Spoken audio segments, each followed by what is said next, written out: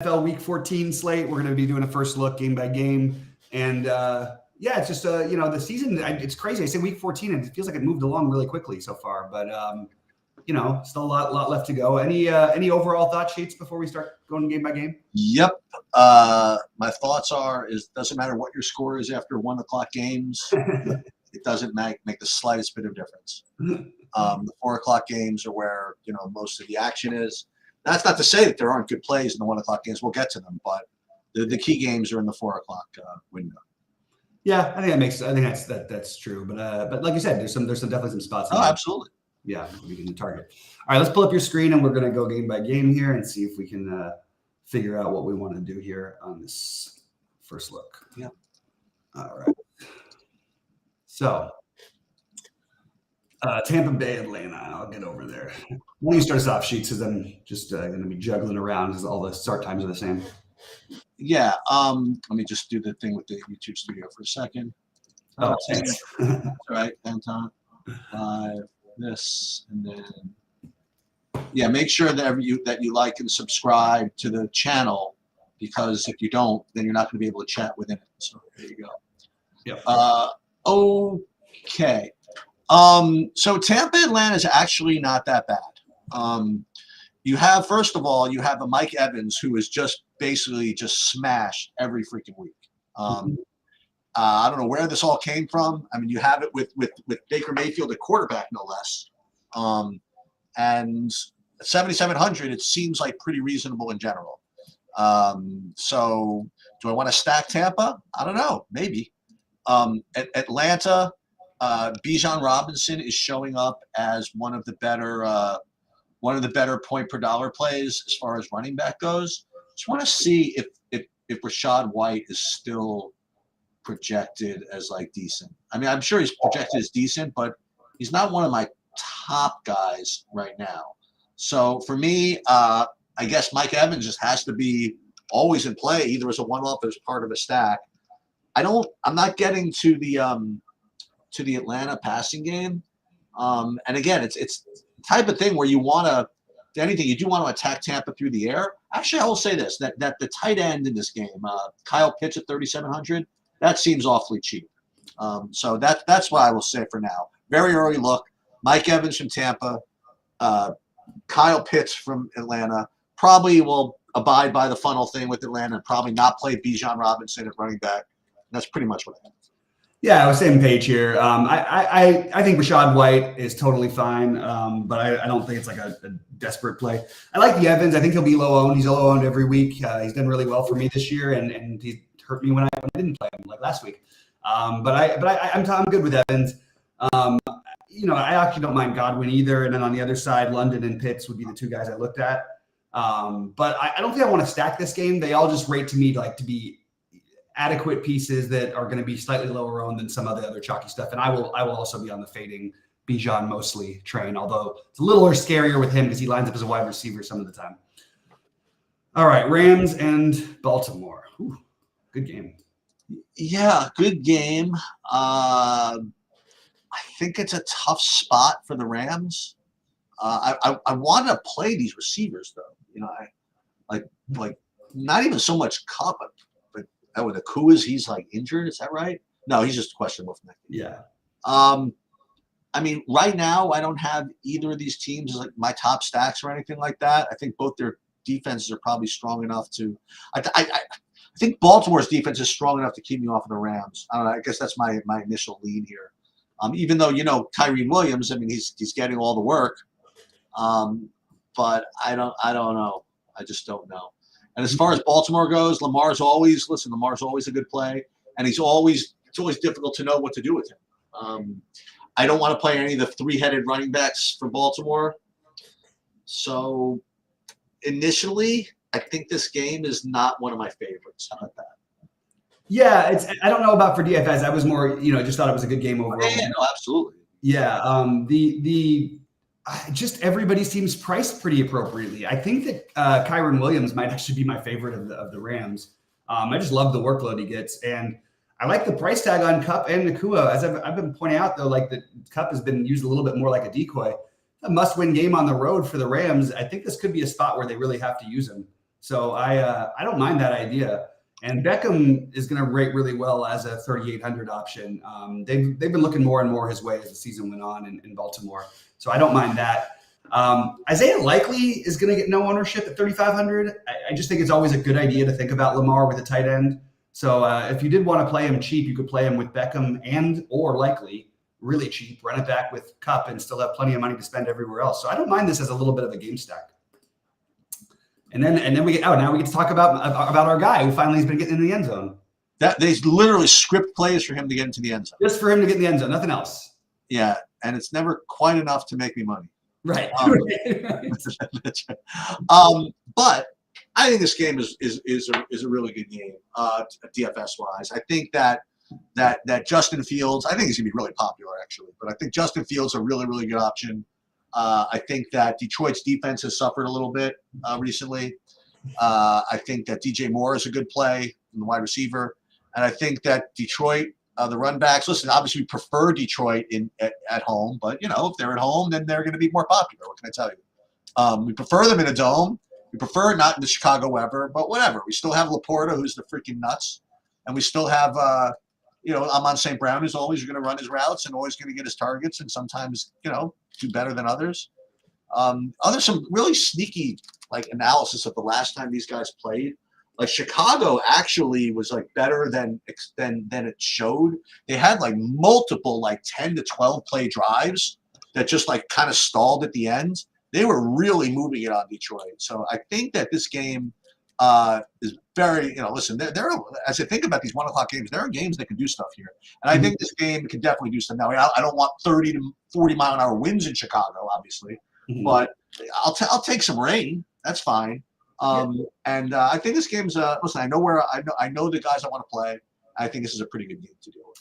Yeah, for the life of me, I can't understand the lines in this game. I don't understand why it's a 42.5 total, not a 47.5 total. I really don't. If it was in Detroit, we know it would be, but it just feels like it should be higher. And no one's projecting well, which makes me love it. Justin Fields to DJ Moore is going to be one of my favorite places to go this week. Yeah. And any of the run backs you want to use, you could use the cheap Jameson Williams for his scripted touchdown play of the week, and maybe he gets 2 for a change. Yeah. Or you could take a shot with either of the running backs with Gibbs and Montgomery. I think that St. Brown would be my preferred option over all those guys, but it's hard to get to him. And no one's going to play Laporta after breaking the slate last week. And they love Laporta. Look, if you look at it, consistent work, always a red zone threat. And I think there's a lot of ways to go here. So Cole Kmet also on the other side, I think is a very strong play. So I'm in on this game as one of the better early stacks. And I'm not buying necessarily. And by the way, there's worse weather in the other games. There's not great weather in this game. It's I guess supposed to be blowing 10 to 20 miles an hour. No big deal. But the Rams and the Rams game in Baltimore, that's going to be ugly. The Jacksonville game's ugly in Cleveland. But this game is actually not quite as ugly as the other ones, and I think is a great spot to try and get different and build a sort of a contrarian stack that I don't really understand why it's that contrarian, but I think it's a really good spot. Yeah, so I think this game is going to be the next game, the Indiana-Cincinnati game. I'm calling this as the hipster play of the week. I think people are going to play this. They saw what Jake Browning can do. They saw how good his weapons are. They saw, in Indianapolis, you're going to have Zach Moss still projecting really, really well. So he's going to look like a good play. And people are going to play, I imagine, it makes sense, the Indianapolis receivers too, so I think this game is actually pretty logical. Jake Browning currently is the top point per dollar projected. That was Wednesday, so whatever. So I think he's going to be pretty popular in cash if that's a thing. You know what I mean? I don't know. But yeah, why not? I mean, it's the normal guys. Browning, same guys from Showdown. Browning, Chase. Either Higgins or Boyd, name your guy. Indianapolis, you're going to have Moss. Listen, call what it is. I mean, even against the really tough defense, he got all the opportunities. He had two possessions from the 2-yard line. They gave him all the work. They're going to give it to him again. Whatever that means. So I think he's going to be a good play again. He's still going to be really popular. I don't think he's going to be as popular as the 45% ownership I'm showing right now. But I still think people are going to play him. I think this game is very I hope it doesn't become too popular, but I think it's very reasonable. Yeah, I think the running backs will have some ownership, both Moss and Mixon, and I think they both make plenty of sense here. I don't really think that the receivers are going to end up overly owned, but they're going to have some. I mean, you'll have a little bit on Downs, a little bit on Pittman, a little bit on Chase. I'm not really all that interested in either of the quarterbacks. If I had to pick one, it'd be Minshew. But I think that, you got other weird pieces in this game. Like Tanner Hudson's been getting a pretty decent amount of work. He's 2,800 at tight end. That's a really, really super cheap option you could use. Alec Pierce has had some looks. He's 3,700. Just more fringy plays, but I think that you start. Yeah, I think in cash games you're immediately plugging Zach Moss in, and I think even in tournaments you can play Zach Moss and Mixon together. I think it makes perfect sense. You know what I just noticed? I have to go back to another game. I was looking at the wide receivers. I was looking at other stuff. I want to go back to this first game for just a second. Okay. All right. So we're not supposed to run on Tampa, right? Right. I mean, you have Kyle Pitts at 3,900. You have Drake London at 4,400, for God's sake. I mean, are we not supposed to do that? I think we actually are, and I probably should have mentioned that. We have Ritter's 5K. Yeah, I know, and I've done this. This is what always happens to me with Atlanta, and then they run the ball 38 times, even 2 yards a carry or whatever. They'll still keep doing it. I mean, listen. You do this. I'm just spitballing here. Yeah. You do this, and then you play Evans running back. Then you could play like McCaffrey. Then you can do whatever you want. Yeah, you get tons of money left. I agree. It's not. I definitely don't think it's that wrong. And I even think you could just do it with one of those guys if you wanted to, just because it's Ritter's going to end up. The rushing upside is partly why you play him. Right. So I don't mind it. So I think that going ahead to Carolina, New Orleans. Listen, everybody whines for it. Everybody screams for it. I think everybody's going to probably get it. All right. Everybody wants to play Jameis Winston. All the DFS guys just can't wait to play Jameis Winston for 5 years now. Okay. And they find and it doesn't matter. They had the opportunity against Minnesota. He with 25 attempts and 10 fantasy points. The other time he tried at Green Bay was whatever was that? How many interceptions? I don't know what this was all about. But I don't know about this. I don't think I want to do that. I'm 100% sure he's playing. I imagine he is. Olave 7K. He'll get his targets. He'll get downfield targets as well. Rashid Shaheed. He was ruled out for last week's game. He got hurt. Yeah, I don't know what he's going to be for this week's game. If he's not playing here, again, we'll maybe look at that A.T. Perry at 3,500 or the Lynn Bowden or whatever. Kamara at 8,200 feels like a lot, especially coming off a 29-point game. Boy, I don't know. I'll have to cede to you on this one. Yeah, I'm shocked that Kamara is not projecting to be clearly the number one player on the slate. Oh, okay. There you go. Cheap bot true DFS Goldie's NHL projection. So the only reason I can imagine is because Taysom Hill is getting so much work. Taysom Hill had 13 carries last week. Kamara only had 14. Okay, that's I guess the reason why we're not on Kamara or why people aren't on Kamara. But I like the idea of trying to play one of Kamara or Taysom Hill. I think that's where their offense is running through everything, especially if Carr's out. Mild interest in Shaheed, but nothing special. And couldn't really get to anything on Carolina. But don't really mind the idea of maybe a low-owned Adam Thielen. But just, actually, he's not even going to be that low-owned. But I think this game is okay. Nothing all that exciting. Like you said, I think most of the action is going to come in the afternoon games because I don't really want to stack this one either.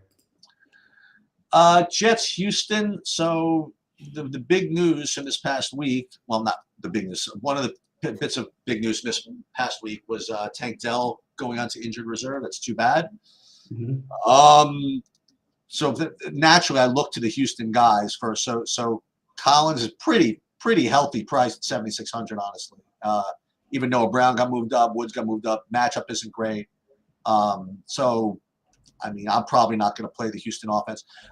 But I will say that if Schultz remains out, Jordan 3,100 is still a pretty good value play. Mm-hmm.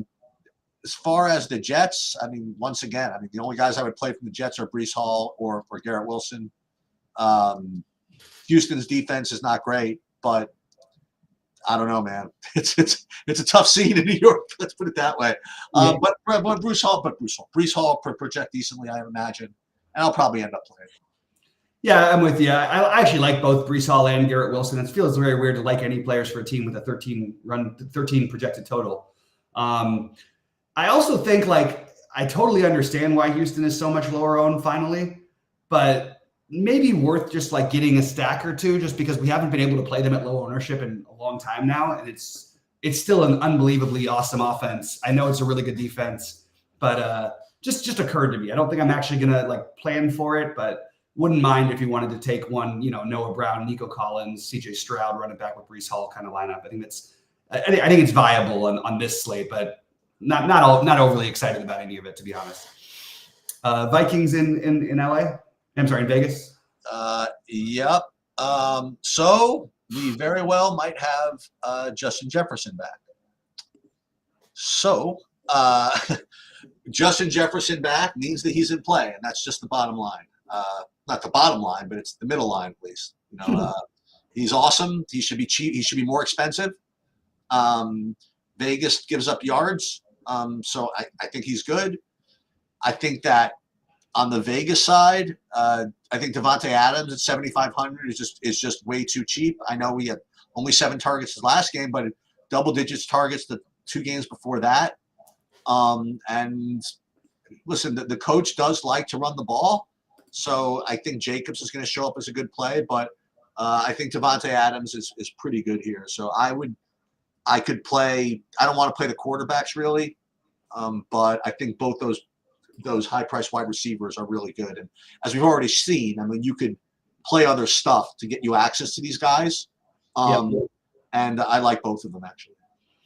Yeah, this is probably one of my higher level of interest where I have no interest in the quarterback situations. You know what I mean? Good. I'm on the same page with you in there. I like a lot of it. Yeah, I like. I mean, look, if Jefferson plays, yes, I have interest in Jefferson. Well, what might happen though is T.J. Hawkinson might become very low owned, and I would still consider playing T.J. Hawkinson even whether Jefferson plays or not. I think he's a really good play. Devontae Adams or Josh Jacobs, I would suggest playing one of those guys in a good portion of your lineups. And I will also mention the other cheap tight end that I like, and that's Michael Mayer at 2,900. So a lot of options in the game in this game, and also you get the nice dome environment. I already like the over in this game. This is only 40, but yeah, I think this is going to have some fun spots there. I didn't quite get to Dobbs or O'Connell though. All right, next up we have Seattle San Fran. Yeah, here we go. Let's get going, man. We got Seattle, they're going to be probably having to throw the ball. And got DJ Metcalf out there. You got the, what's his name out there? The JSN at 4,100. I actually like him better than Lockett. But, I mean, this is a good game script to play these guys. San Francisco, I mean, Brock Purdy just, he has these weapons and he knows how to get on the ball. That's it, between McCaffrey and Debo and Kittle and Ayuk. I mean, this is a rough offense. I mean, how many times have they've all been healthy? And it's a tough thing to deal with. So we've already shown that you can play McCaffrey today if you want to. I don't usually like to play $9,200 running backs, especially even in this type of game where, like I said, like he can spread the ball out. I don't know if this is like McCaffrey's going to need, if you don't play McCaffrey, what does he need to do can I get away with him getting 30? Probably. Yeah. So. He's got to do better than 30, and 30's tough. I don't know. He's going to look like a good play. You can get to him. I just always look at all those weapons on that team. It just doesn't seem like I want to play 9,200 for any player. That's my take there. So I'll be very interested in playing Metcalf. Very interested in playing, I guess, JSN. Probably be. And it's weird. San Francisco have a team total of 1 million, right? So I just wouldn't know which one of them to play, honestly. Yeah, I mean, look, it feels like a very stackable game. It's kind of crazy to see that Geno is projected to be so much higher owned than every other. I see that. Something feels a little funny about that. I know he had a good game against them on, I believe it was on Thanksgiving, right? Yeah. Anyway, you now have co-MVP. Actually, he didn't have a good game against them. It was the other way around. You have co-MVP favorite Brock Purdy here.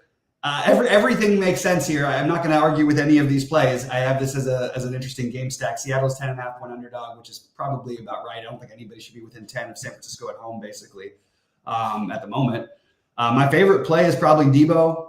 My second favorite play is probably, you've got Charbonnet at 5,400.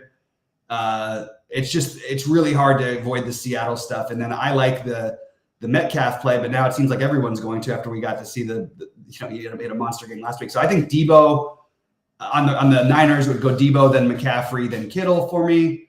And on the Seattle, it would be probably of the skill players, probably Charbonnet at the moment, just because he's so cheap. And then Metcalf, then Smith and Jigba, then Lockett. And obviously Geno Smith is going to be popular for a reasonable reason. They should throw the ball a bunch here today, but I don't know if we should be playing a guy who's 20 some odd percent. I'm not doing that. I'm not playing anybody against the San Francisco defense at 20% ownership. Yeah, it just seems a little much, right? It's funny. I have this again. I hate to stray, but this is the way I'm looking at this. So I'm looking at these cheaper running backs for a second.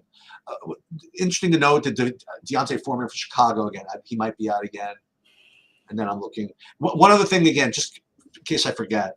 The one guy I would consider playing on Baltimore, but the one guy would have to be. I like this Mitchell guy a little bit, but again, they spread it out to all these guys. Anyway, I like Mitchell too, by the way. Yeah, for what it's worth. I just it's hard to play him on a big slate, but yeah. All right, so Buffalo at Kansas City. The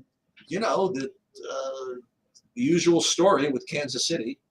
You'd like to think that they can put up points. They have not exactly, supported that thesis recently, though. Kelsey has been just okay, and everybody else has been just somewhat bad, honestly, the receivers. So if you want to stack this game, you're gonna have to show me how to do it. Pacheco, that's the only guy I know is going to get the ball. And I think that Kansas City would prefer him to get the ball. Listen, it's as you get into December, you get into the cold. You have guys that can deliver punishing freaking runs, and he's one of them. Yeah. And you will just watch him. You don't need the metrics to tell you that guys like Derrick Henry and guys like Pacheco and whatever, they deliver punishment, and in the cold, that's what you want. And I think that Andy Reid's no dummy. He sees that the receivers are not doing it for him. And listen, Mahomes is obviously the best, but I think they're going to start leaning on this running game a little bit even more, if possible. So if I'm going to go for receivers, it's really not going to be on the Kansas City side. If I'm going to do receivers, it's going to be on the Buffalo side, and I'll play the normal guys. I'll play Diggs, and I'll play Gabe Davis, and if the Kincaid's in, I'll play him.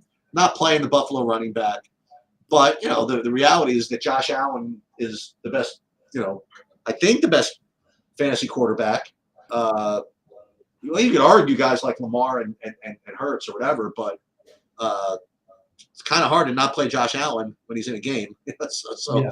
I don't know. So if I were going to stack anybody, it would probably be the Buffalo side. That's just, again, because I just don't know what I'm doing on Kansas City.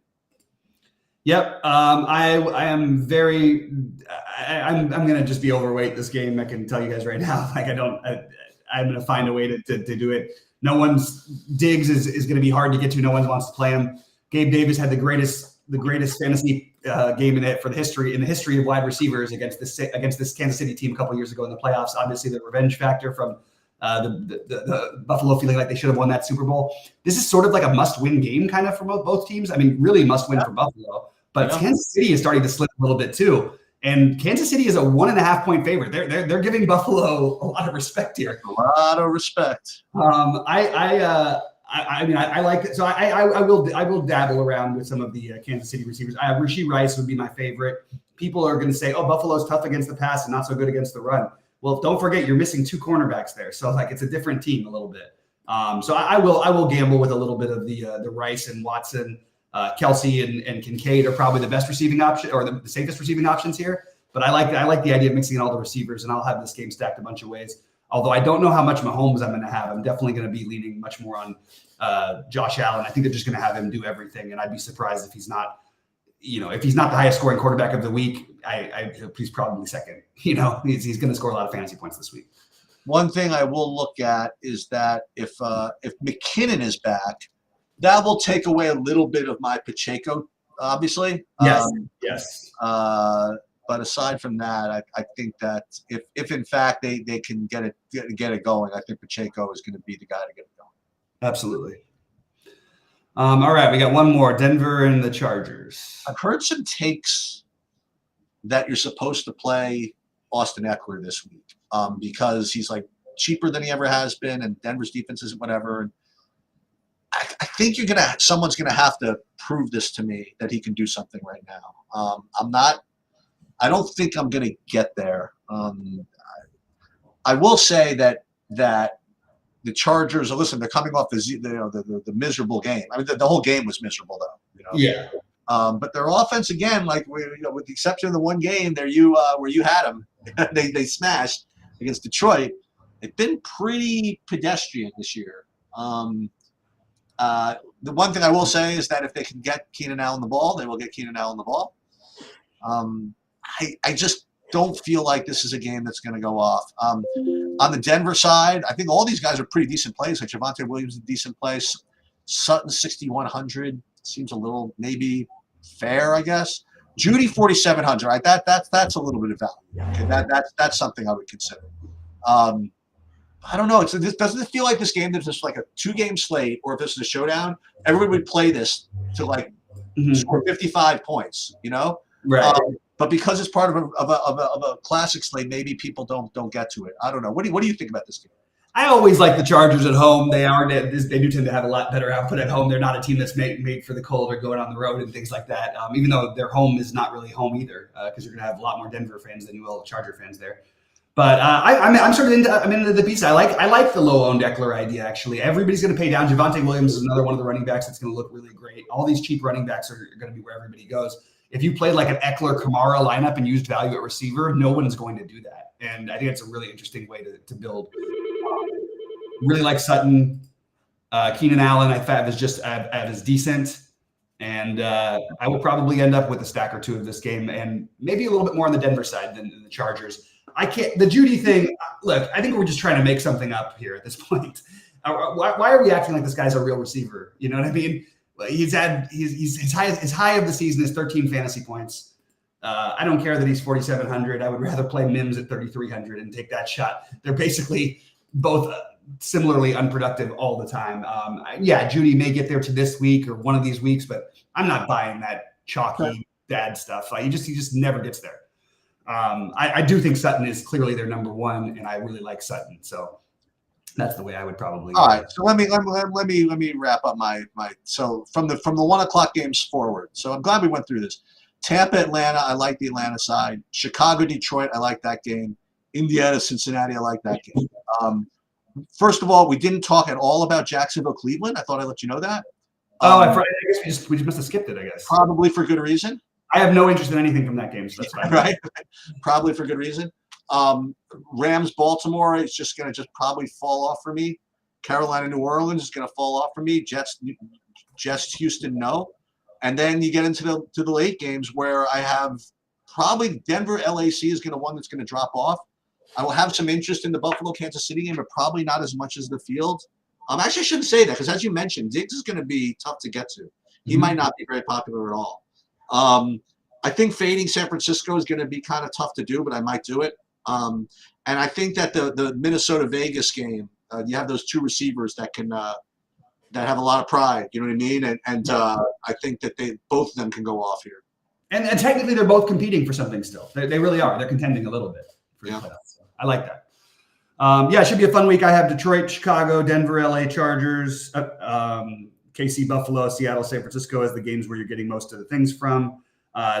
There's a million great cheap running backs like I mentioned, but I'm just going to say I'm probably going to try and get a little bit away from the chalk just because of how much you're going to have like 5 guys I think who are like 40% owned at running back. I really think it's going to be like that kind of craziness, and then people are going to be using them in the flex because there's just too many running backs in the 5 to 6,700 range that are just going to make too much sense to people.